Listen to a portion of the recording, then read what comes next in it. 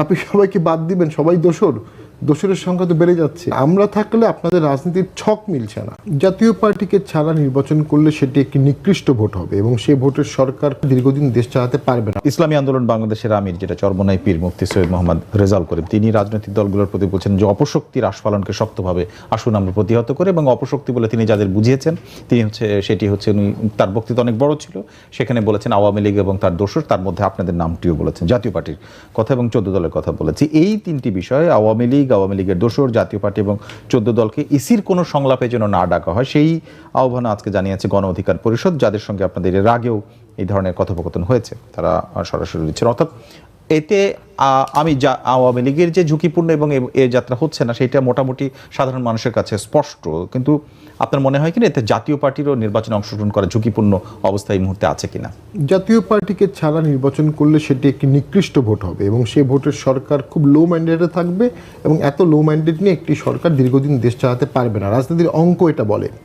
গণ অধিকার পরিষদ তো নামটা হচ্ছে অধিকার রক্ষার, যাচ্ছে হচ্ছে প্রার্থীরা যেন হতে পারে না, স্বতন্ত্র প্রার্থীও হতে পারবে না, একটি দলের সদস্যরা স্বতন্ত্র প্রার্থীও হতে পারবে না, এটা হচ্ছে তাদের দাবি।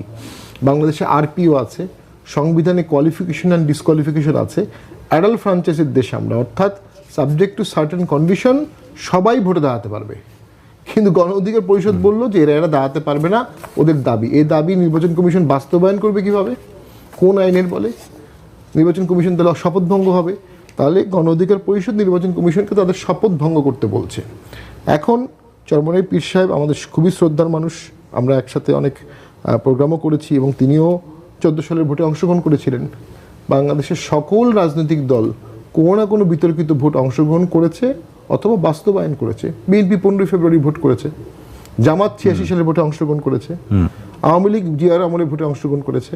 তো সকল দলই 18 সালে সকল দল অংশগ্রহণ করেছে, ইভেন 24 সালেও তো 29টি দল অংশগ্রহণ করেছে প্রায়। তা আপনি সবাইকে বাদ দিবেন, সবাই দোসরের সংখ্যা তো বেড়ে যাচ্ছে। আপনি প্রশাসনকে দুভাগ করেছেন, এক ভাগ দোসর, এক ভাগ নব্য। পুলিশকে দুভাগ করেছেন, সেনাবাহিনীকে দুভাগ করেছেন। দুভাগ করে কি দেশ চালাতে পারবেন? কখনোই না। দোসর শব্দটি একটি নব্য টার্ম, এটি দ্বারা আপনি ট্যাগিং করছেন আপনার রাজনৈতিক স্বার্থ চরিতার্থ করার জন্য।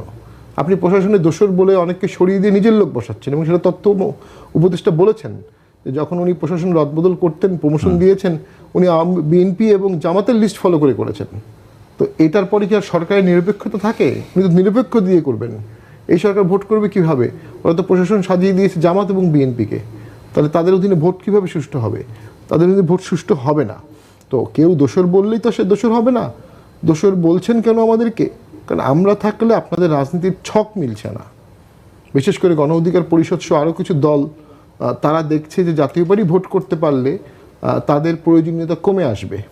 তারা ভাবছে জাতীয় পার্টি যদি ভোট না করে বা ব্যান করে দেওয়া হয়, তাহলে তারা বিএনপিকে জিম্মি করতে পারবে, ভোটে যাবে না, আসন বাড়িয়ে যাবে এবং বিএনপি তখন বাধ্য হবে। ঠিক এই প্রসঙ্গে আপনি যেটি বলছেন যে জাতীয় পার্টি যদি অংশগ্রহণ করতে না পারে, তাহলে মানে মাঠে প্রতিপক্ষ না থাকলে সুবিধা হয়, সেই জায়গাটি আপনি গণ অধিকার পরিষদটা আসলে যতটা, তার থেকে কি আপনার মনে হয় না যে জামায়াত ইসলাম অথবা এনসিপি আরও এগিয়ে এবং তাদের সঙ্গে প্রতিদ্বন্দ্বিতার বিষয় আছে, বা তারা এই বিষয়টা বেশি মনে করছে, বা নাকি আপনারা তাদেরকে প্রতিদ্বন্দ্বী মনে করেন? আমার কাছে মনে হচ্ছে গণ অধিকার পরিষদ, জামাত, এবি পার্টি, এনসিপি এরা মোরাললেস এক সূত্রে গাথা। এটি একই ফিলোসফির বিভিন্ন মাত্রা, বিভিন্নভাবে আসন বাড়ানো, দর কষাকষি বাড়ানো, ভিজিবিলিটি বাড়ানো, এগুলোর জন্য তারা একই সূত্রের একটি নিয়ন্ত্রিত, রিমোটটা এক জায়গায় আছে, তারা বিভিন্ন সময় বিভিন্ন ধরনের কথা বলছে, সূত্রগুলো আবার মিলে যাচ্ছে। তো এই পুরো গোষ্ঠীকে আলাদা করে দেখার সুযোগ খুব কম। তো এদের মধ্যে জামাত ইসলামীর অবশ্যই সাংগঠনিক শক্তি অসাধারণ আছে, এটা অস্বীকার করা যাবে না। ভোটও আছে, ডাকসু নির্বাচনে তারা অনেক ভালো করেছে এবং দেখবেন এই ডাকসু নির্বাচনে কিন্তু এই পুরো শক্তি এক জায়গায় কাজ করেছে ছাত্র নির্বাচনগুলোতে। তো সেই ক্ষেত্রে আমি মনে করি জামাত এই যে ঐক্যটা করেছে এদের সবাইকে নিয়ে, জামাত দীর্ঘদিন পর ক্ষমতায় যাওয়ার সুযোগ দেখছে। ইনফ্যাক্ট জামাতের এখন ক্ষমতা যাওয়ার দরকারও নেই, জামাত প্র্যাকটিক্যালি এখন এই অবস্থায় ক্ষমতায় আছে। এই মুহূর্তে প্রশাসনে জামাতের প্রচুর আধিক্য আছে, ছাত্র সংসদগুলো তারা জয়লাভ করেছে। এই মুহূর্তে দেশ জামাত চালাচ্ছে, ভালো চালাচ্ছে না খারাপ চালাচ্ছে, এটা হচ্ছে ইস্যু। তো ভোট যদি পিছিয়ে যায় জামাতের কোনো অসুবিধা নেই, জামাত ডিফ্যাক্টো অ্যান্ড ডিজুর ক্ষমতায় আছে। ভোট পিছিয়ে গেলে বিএনপির সমস্যা, কারণ বিএনপি ভাবছে তারা ভোটে গেলে যতটুকু সংসদীয় ক্ষমতা এক্সারসাইজ করতে পারবে, তারা এখন তার থেকে অনেক কম পাচ্ছে। কিন্তু একটা জিনিস বিএনপি ইগনোর করছে, যদি আওয়ামী লীগ জাতীয় পার্টি ভোট না করে, করতে না পারে, করতে না দেওয়া হয়, ভোটের দিন ভ্যান্ডালিজম হবে, কোনো সন্দেহ নাই। সেই ভ্যান্ডালিজমে ভোট কাস্ট হবে 10 থেকে 20%, এবং সেই 10 থেকে 20%-এর ভোটে প্রশাসন থাকবে জামাতের, আমরা দেখতে পাচ্ছি। এবং ভোট কাস্টিং জামাতের বেশি হবে, কারণ তাদের ভোটাররা ক্যাডার ভিত্তিক, কর্মী ভিত্তিক দল। সেই লো ভোট কাস্টিংয়ে কিন্তু বিএনপির ভোট কাস্টিং কম হবে, এবং এরকম একটি বিশ্রী ভোটে